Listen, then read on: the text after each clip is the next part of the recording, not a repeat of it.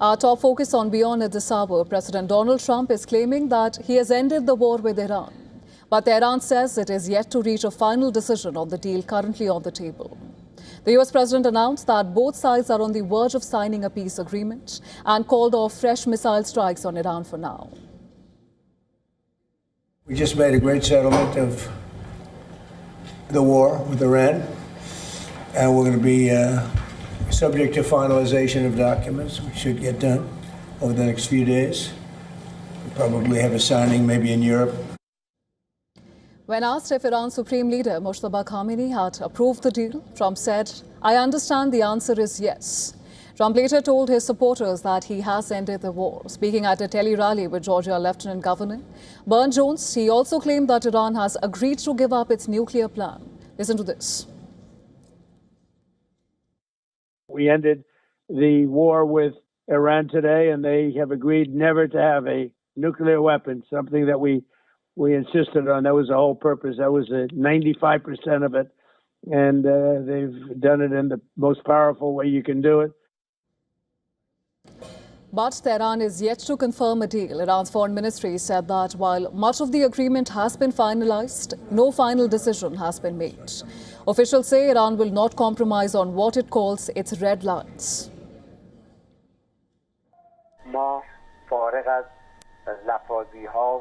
Regarding the text and the overall understanding, whenever we conclude that it secures the interests of the Iranian nation, we will certainly announce it transparently. As I speak to you at this moment, we have not reached a final conclusion on this matter. This is a very important issue that is being reviewed by the relevant decision-making bodies.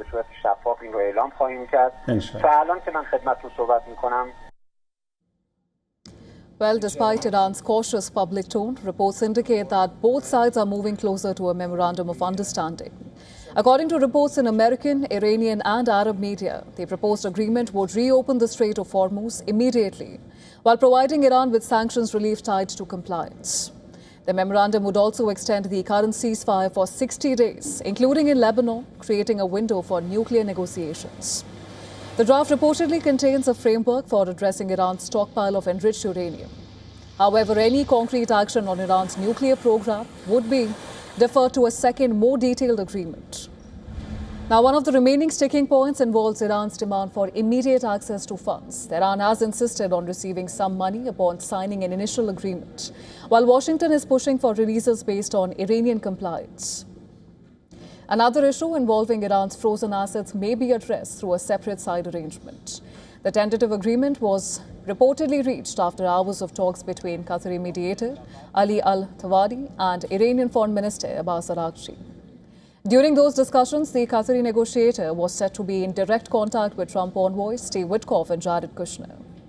President Trump has said that he expects a signing ceremony to take place over the weekend. Vice President J.D. Vance could potentially sign the agreement in Geneva. Reportedly, 4 U.S. Air Force C-17 transport aircraft have already departed for Europe with equipment to support Vance's visit.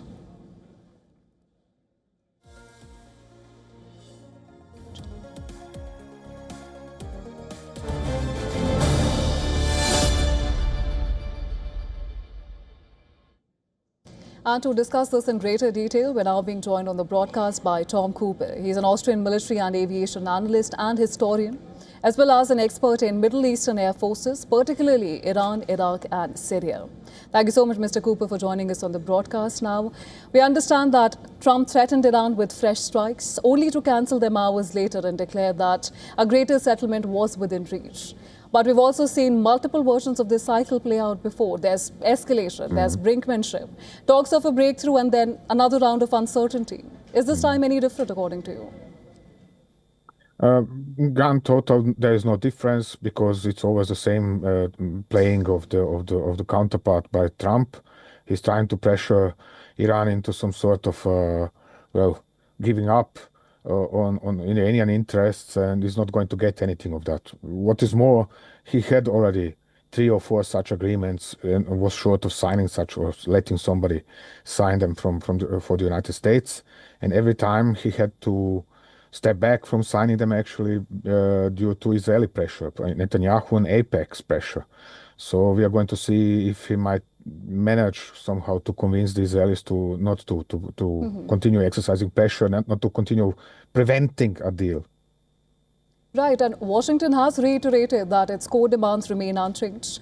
Meanwhile, Iran said that it is going to stick to its own red lines, which remain intact, and demand sanctions relief, frozen assets, and also guarantees for its economic future.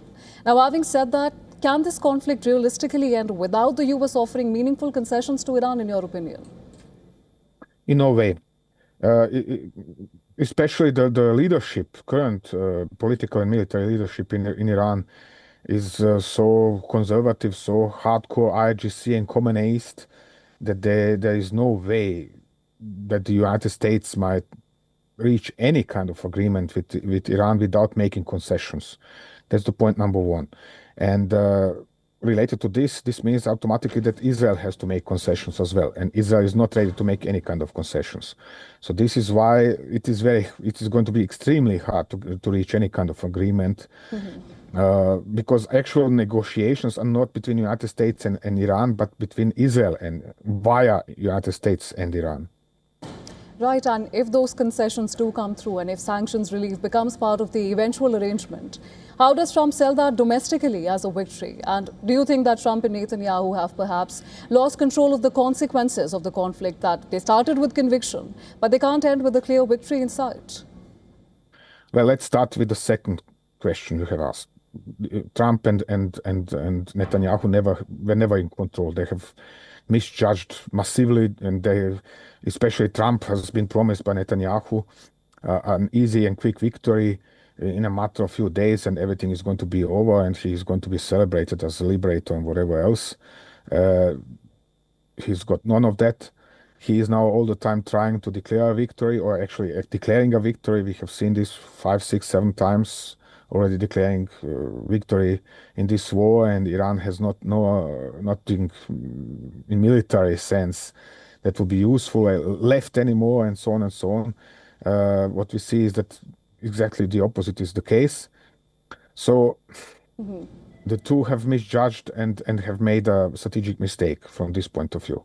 And or at least Trump, is not searching for a way out. This is why he's all the time announcing victory, and there's going to be an agreement and so on.